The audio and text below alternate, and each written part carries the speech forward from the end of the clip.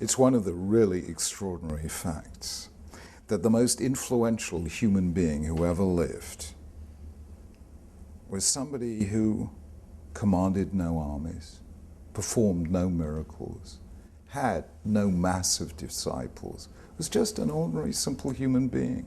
His name was Abraham, his wife was Sarah, and today, more than half of the world's population claim their descent, literal or metaphorical, from Abraham and Sarah.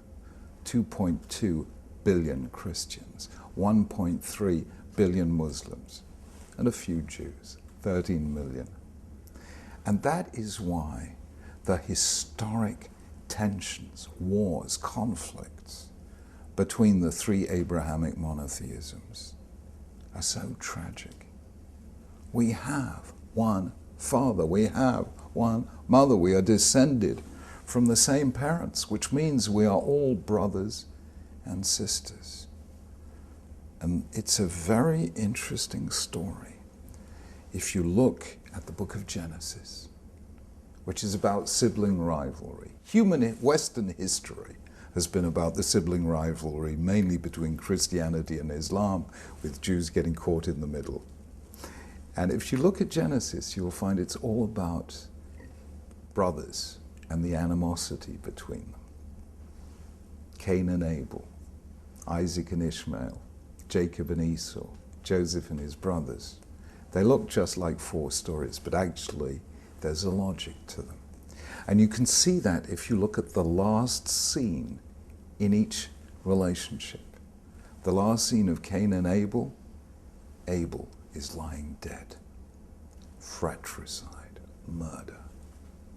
Isaac and Ishmael, the last scene, they are standing together at Abraham's grave.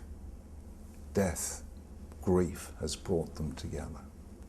Jacob and Esau, well, Jacob fears that Esau is going to take revenge, but actually when they meet for the last time, they kiss, they embrace, and they go their separate ways. The last scene of Joseph and his brothers is a scene of forgiveness and reconciliation. Joseph tells them, I know you tried to kill me, I know you sold me as a slave, but for heaven's sake, Atem chashavtem alai ra'ah, you plotted evil against me, v'Elokim chashav ala tova, but God turned it into good. He forgives them, and they live together in harmony. Now, if that is the story of Genesis, should that not become the story of the 21st century?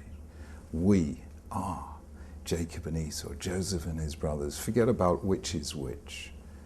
Jews, Christians, and Muslims are brothers and sisters, and the time has come to forgive one another and to find reconciliation.